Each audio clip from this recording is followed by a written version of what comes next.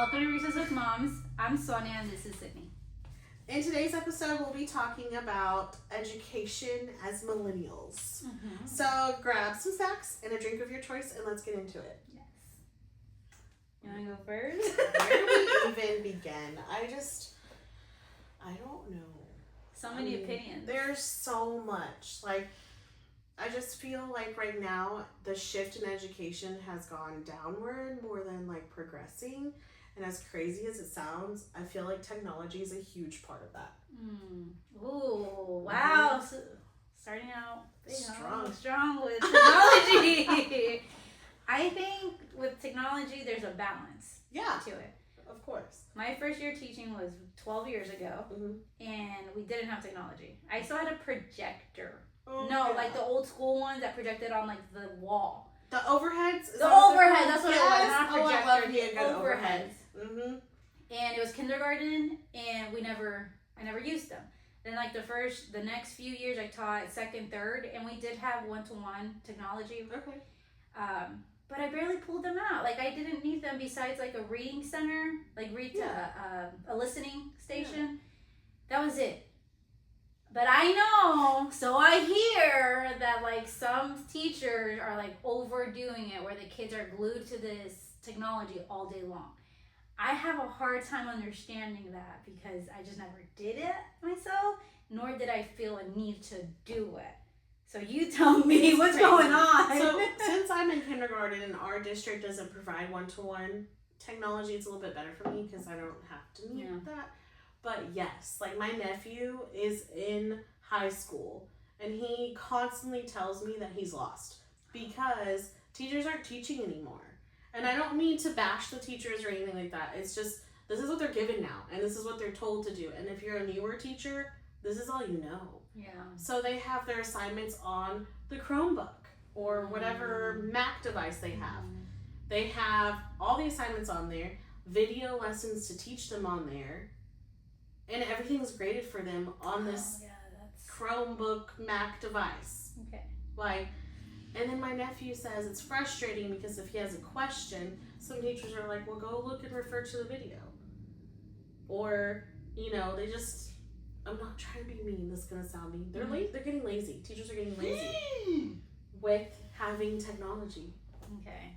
I am I know, don't come at me, okay? Don't come at me. I didn't say that. It's don't come at me. I could never say that. It's not all. And it's not all. It's just groups of teachers. Yeah. And mostly some of them are the newer teachers who have no training or someone to show them the rope or a mentor to help them because this is what they were told to do. And I think that's the part that drives me crazy. It's the part where it's a small group of teachers doing something, making not the best decisions. And because of that group of teachers, then let's just remove all technology. Somebody goes all extreme and tries to remove all of it when it's not majority of the teachers. You should go talk to that group of teachers. Because I think most teachers are like us, where we know there's a balance to everything. Yes, there is. We teach younger grades. I know when I taught up to 4th grade, we would use technology about once a quarter for a big project. So they would get on Google Classroom and they got to do research on these databases that were, what they had permission to use. But it was one project. Yeah. And they were actively on technology for a week during that subject. But then we were actively watching and walking around there was none of the kids getting into things they weren't supposed to. No, we were actively monitoring. So that's why to me I'm mind blown when I hear that these kids are on technology all day. So there's two things to that for me that bother me. One, I think a lot of it's not the teacher's fault. It's because they don't have proper training and how to use the new technology.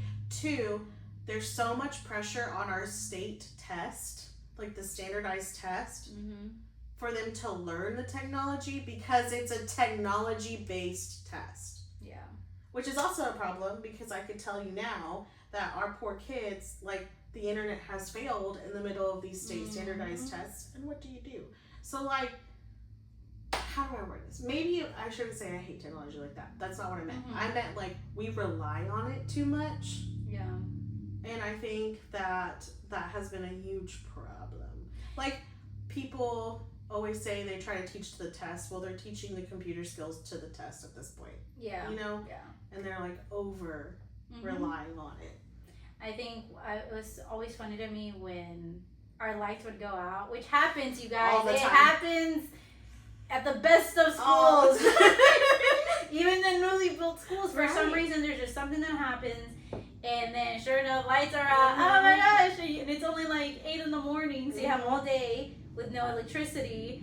And you roll with it. But there's a difference between the teachers that were like, it's gonna be it's gonna be an adventure, and then there's the teachers that would be freaking out because I don't have to go, and I don't have to. Which I get, it does add a layer of unknown, but again, I'm only familiar with elementary, so it was easier for me. So that's why I can't only speak to that. So it was easier for me with the younger kids. It's like, okay, well, we know we have the headlamps. We take them out. We're just gonna do this. It's fine. But earlier you said something about like you miss textbooks. I do miss textbooks, you guys. I do. I know that sounds crazy, but I do. I miss the social interactions with the textbooks because you would pair up with a buddy. You would learn that neighbor real quick. I might not know you at the beginning of this session or whatever, this class period. I'm going to know you at the end because I'm socializing with you. Yeah. That's one aspect I miss about it. The second one is like reading out loud. Can I just tell you, my heart broke this year when high school boys would come, like the football players come and read to the kids, and they say, "Miss, I can't read." Don't say that. Yeah. I can't read. You want me to read about this book to these kids, but I'm too scared to read, or I don't know how to read in public? That broke me. So what did I say? I said, honey, we don't know how to read. Yes. We're learning. And then at the end, he was so proud of himself because he did it. Because we don't have those textbooks to be reading. I'm not saying force a kid to read, back in the day. Put them in part. Don't pressure them. But eventually, because I was that kid, I did not like reading out loud. I love to read, but I'm weird, and I do all the voices, and I don't need people making fun of me for that. Yeah. So there's a difference between kids and that. Yeah. So I didn't like that. But I eventually got the confidence to raise my hand to read because I noticed that, nobody cares. So you're taking that away completely, too, is offering the child the opportunity to read out loud. So it's just, I miss the textbooks. And then the questions. You got the little comprehension you always questions. Knew what to expect. Yes. The routine. The routine. And I guess, there's a balance. There's a balance. Why can't we have both? Why can't we have the textbooks and then, your Google assignment with the textbook? Do you remember? Tell me if you remember, because this is, because we started teaching around the same time. Yeah, we did. So when we were teaching, how my classrooms were set up was there was a technology station. Yeah. So you had 2 tables, and we had monitors. Yep. I had eventually turned into laptops and Chromebooks. So whenever the kids had technology, it was only for that, and it was 20 minutes, right? Because it would take them 5 minutes to get logged in. Not forever. So 20 to 25 minutes, because it just and then that was their time with technology, and other than that, that was it. That was it, and it was great. Yeah. That is how we're probably gonna get in trouble for saying this, but at least for the little ones. I don't know what middle school and high school is like. When I was in high school, we used more technology because we had to do a lot of research and things like that. But I don't remember being glued to a laptop. I remember my teacher doing lectures. Yeah, see, that's hard. And he has to I'd be bored. I don't want to tell his business, so I'm not going to tell his business. But I've also heard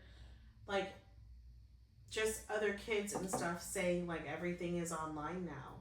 So whenever you go to, say, summer school, you have to do summer school. Well, you can do it at home now online. You don't have to, those credit recovery? Yes. You had those friends on Canva. Yes. They're on Canva, yeah. People have credit recovery. Back in the day, I know that my friends had to go to the school to do it, to make up the hours. Now they don't have to do that anymore. They can just do it from home. Yep. Crazy. technology, which is really cool. I love that for them. Convenient. Because they don't have to go and travel, and transportation's crazy. They can use AI to figure but out that's whatever's on. the other problem is AI has been a It's huge taken over issue. completely. A huge issue. But yeah, okay. So sorry, technology was one thing, but it wasn't. I'm not saying it's bad. Don't be mad at me. Some people ruin it for other people, but that's with everything. Again, proper training though. And proper training. You roll out all the technology, well then you need to have certified librarians to teach everybody. I do agree. I think sometimes we roll out programs way too fast because we want them out and ready, but it takes time to properly do it. Slow is okay. That's the other problem for me with education is like you throw all these things at us to do, but there's no proper training for them. And then we're doing them half doing it properly, half doing it wrong, or taking a guess of like, this is what we think this is. And I also don't mean training like give me a video and call that training. No, that's not training. Eduhero. Don't even get me started on that. Don't even. I don't know what other district uses that. I only knew of it here. I was actually encouraged at my old district to go to training. Yeah, they would allow me a day for sure to go to training, and then they would be like, "Okay, come back and tell us about it." So with technology, I've seen recently some districts have started rolling back on technology, like purposely, like it's going to be part of their policy now, and now they're going to remove. I don't know how much technology, but basically they're trying. To me, it's like, can we chill? Can we just stop and think? So now you're going to wipe technology away, and you're going to make all these teachers now like adapt to this new way that you want to try things. Like, slow it down. Like, but that's the problem. Like, and I think with the education system, it's people that are making decisions for education don't know what they're doing. They don't have a background in education, so they don't know the impact that makes on, let's say, a new teacher that just graduated and she was trained on a bunch of technology, but now she's going to go to a district and there's no technology. Well, now she's going to have to adapt and learn, and who's there to support? Like, so that's what absolutely, when it goes like from one extreme to the other. No. Or to there's got to be a balance. There has to, or like, hey, let's just remove all of the books. Like, things like that where it's like, why do we have to be so extreme about things? I don't know. And it's just, I mean, it's like education as a whole. And also, I feel like if you are a person that's making these decisions, please come in a classroom. Please come visit classrooms. Even upper admin, come visit the classroom. Please see what we're dealing with on a daily basis. For example, I don't know if there's like, let me just give you a hypothetical. Let's see. Okay? If the bathrooms aren't working, if there's no water or running water in a school building, please be present. Please come show your face and not avoid us. Do you know what I'm saying? That's a hypothetical. Like, it's hypothetical. Yeah, Please, like, you know, or, I don't know, if there's no power, like when there's no power or anything, please come visit us. Make sure that we're okay. See what the teachers are going through before you cast judgment. Don't cast judgment on a campus saying that they're not equipped or don't know when you're not there to see it. Come in. Yeah. That's the other problem with education. Nobody wants to take blame for anything. The accountability piece. Nobody wants to come in there, take ownership of it, and be like, this isn't working, so let's revamp. And it's not like that all the time, right? No. Like I've told you about my unicorn school I used to teach at. Like, it was all hands on deck. You didn't even know who the principal was because the principal was sweeping and mopping too. Like, because we had this mentality of we're a team and we're gonna go down, we're gonna go down together. Yes. And we're going to rise together. Yep. And it's just leadership has a lot to do with it, and it's not even just as far as the district. It's the state. It's TEA. It's people making laws, not funding us too. Like, that's what I mean. Come in our classrooms. Come take a look. But they're so separated from reality that they're not interested. Like, and that's the problem. I think the easiest fix, and I think it is changing. I think as millennials and Gen Z are growing up, I think Yes, I think a lot of them are stepping up to the plate, the ones that, to whatever capacity they can, and they're running for certain positions where that's the only way. Because if not, the same people just keep rerunning and rerunning. Because they care about the kids. That's what it comes down to. Is our generation is caring about their kids' education. Yeah. Like, they seriously are. They want it better. What parent doesn't want better for their child? You know? So that's what it comes down to, is I think in the whole grand scheme of education is people are forgetting about the children. Yeah. Ooh. I'm just saying, like, it's literally what it is. Right now I feel like it's a whole, like, I'm doing this, I'm doing that. It's not, the kids are benefiting from this. Yeah. The kids are going to be successful because we have this resource in place. And that's what stinks, is because these kids are our future and we're literally not giving them a good one. We're harming them. I think that right there is definitely the biggest hole. It is, the conversations are not around the children. You're right. I think adults get in the way of a lot, and our egos get in the way because we want to be, I think I'm doing the best and you think you're doing the best, and then like the conversation stopped being about the kids 20 minutes ago. Like, why are we arguing about this? It's true. And I think, yeah, I mean, you're right. And I think, I hope, and it's so hard as a teacher too, because I know a lot of teachers want to like speak up and advocate, but then there's this culture with teaching that you're not allowed to say anything, and that's even on social medias. It is. Like, this is so random, but like, I went to this event the other day, and I literally felt like I couldn't even have like a beverage. Oh. Because I was out in public and I was around other people that were staff members, and I'm just like, I can't, like, I'm like, wait a minute. But you're human, I don't work here anymore. Like, well, I'm not a staff member. Yeah. I'm not on the clock. I'm like, I can actually do this. Yeah. But it's just like, that's crazy how my mind has been wired to like, which is not a bad thing, because I think it's also professionalism. Yeah. You don't want to be a teacher and be caught. Yeah. Anyway, so I don't know. But on the flip side, we also have lives other than teaching. Yes. Like, we're put on this really crazy pedestal. Yeah. Oh, yeah. It's insane. And we don't get any pay for that, but that's okay. You know? You may have us up here, but we pay down here. It's the culture, though. Like, it's the culture that, like, the educators are not respected and valued the way we were at some point. And that's why people keep putting things on your plate because you know what? Because you're going to do it anyway. Yeah. You're going to do it anyway. Because you get taken advantage of. And you care. Yeah, I was going to say, you get taken advantage of because you care about the kids. I've not met a teacher yet that hasn't cared about the kids. So then you're just going to suck it up and do it for them. And I think that's what's wrong with education. Yeah, it is. We touched about that, on the last episode, about like coming from parents that are immigrants and they put such value in education and it got lost. How did that get lost?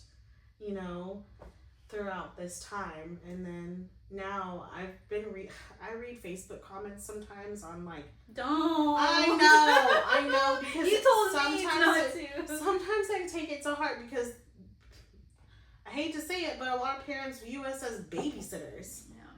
Like, that's all we're good for. Yeah. And that's crazy because I'm like, I'm with your kid all day. I saw a comment recently on one of the community groups, and they were asking for the school calendar, which is posted on the website. It's pretty easy to find. But they were asking for the calendar, and then they found out that the district was going to have like a 4-day weekend. Ayo, shout out. And some parent put on there, do these teachers even want to teach anymore? Didn't they just have a day off a couple weeks ago? Cool. And I'm just like, that is exactly what's wrong. You're one of the parents that you don't understand. Also, the reasoning behind the calendar was literally so you guys could have a moment with your families, because you guys are people. Yeah. Don't you want to see your kids? Like, you want your teacher to reset, and even though it is an inconvenience for you to have to prepare, now you're bothered because you didn't have the calendar. That's your responsibility as a parent. You should have had that calendar at the beginning of the school year, not asking for it in April. Like, what? That's insane. So stuff like that, like, really, I'm like, comments, anything. I just feel like a lot of that is like people are naive about the job in itself. Oh, you guys get summer offs, but you're not including the classroom prep that we're doing during the summer, the trainings that we have during the summer. It's not off, and we're also technically not getting paid because our paycheck is spread. It's 10 months. Yeah, your contract is 10 months. Yes, so, but people, you know, it's just, and it's thankfully it's not all the parents, right? No. But when I saw that, I was like,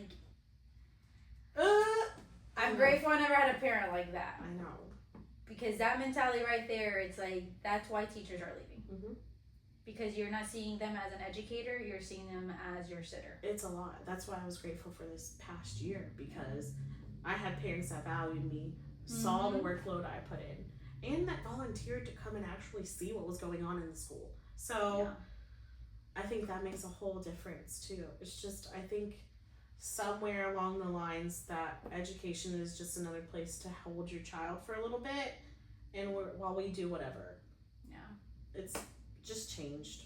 There has and I've only been teaching for 12 years, so this will be my 12th year. So. But even in that 12, having things absolutely, because we went from the beginning of your career, kids didn't have iPads then. They didn't. Nope. Like and then COVID. We had CD players. We had the COVID the CD players. The COVID babies are now going to first grade. Yeah, they are. Or second. Second too. Mm-hmm. So in your decade plus, you've literally already went through so many changes, like with technology, with society, COVID.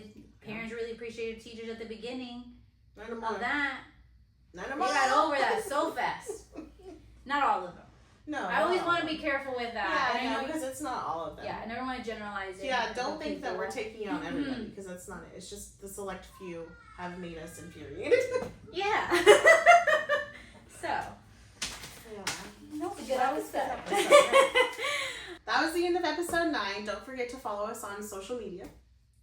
Right? Yes, and thank you so much for tuning in to Reach Us with Moms. If you enjoyed this episode, please subscribe, like, comment, and share. Until next recess.